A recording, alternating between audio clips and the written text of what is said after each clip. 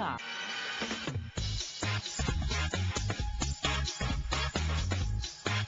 All right, also March is Women's History Month and we are rallying behind the women this month. Marami rin pong mga strides that are being made by accomplished women. We're going to be talking a little bit more about that this afternoon on the show. Joining us via Skype is also a familiar face. We have her all the time here, and I love having her on the show because she is a wealth of information. Tracy Wilen-Daugenti is now joining us via Skype from, I guess, you're in Northern California, Tracy, right? Yes, I'm in Palo Alto, California. Yes, hello and welcome to Kababayan today. Great to see you. You too, Janelle. Thanks so much. All right, let's talk about women trends, women making strides. Your first point is women are sharks in the business industry. Oh, absolutely, Janelle. You know that popular show Shark Tank.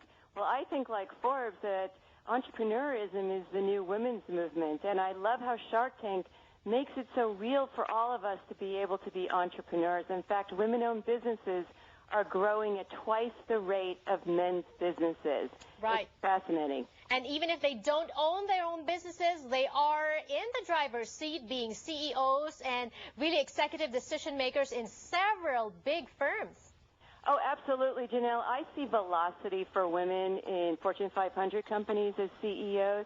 I see women like Meg Whitman, Marissa Mayer, Mary Barra, Mary Knack, all of this very recently moving into the driver's seat, so to speak, and really making headway.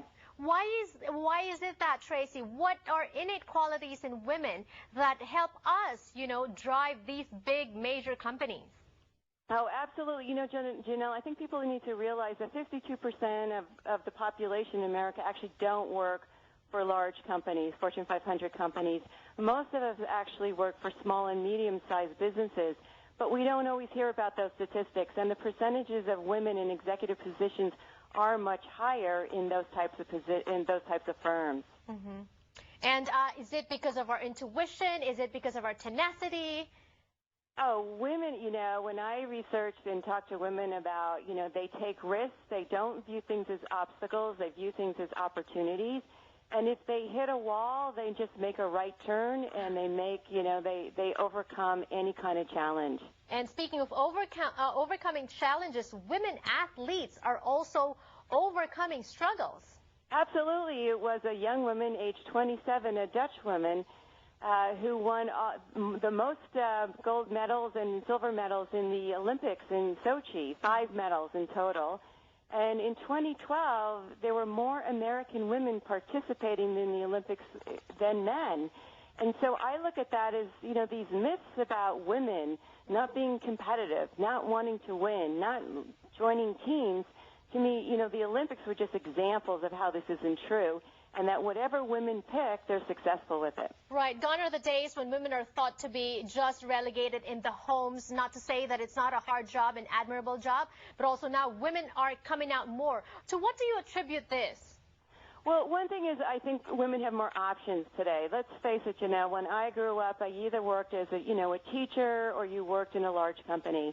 And today, young women have so many more options, whether it's a small business, a large business, self-employment, the public sector, teaching, portfolio careers. You name it, women have so many more options, and they could pick and choose more things, and they're quite successful at it as well. And speaking of things that were not there before that are growing now, that's the area of technology, and women are also excelling in this area. Janelle, women are fast adopters of technology, especially technology that I think is useful, such as mobile devices, social media. I mean, they're driving the use of Instagram, Facebook, Pinterest, and they're quite savvy with it. Well, if you think about it, this is the same direction that marketing's going.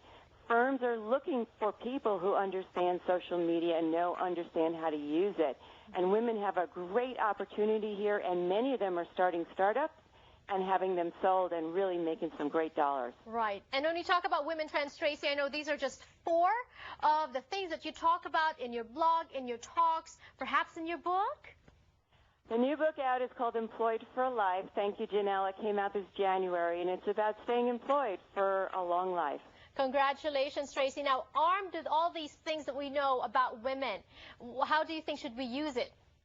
Oh, number one, I think we need to continue to be role models. Janelle, you're a great role model. Oh, Women look up to you. They look and see, oh, I could be like her one day, and I hope so. So I think role modeling is really important. Number two is I think education is also important. And number three is keep on top of that technology, because the future is a very complex technical world.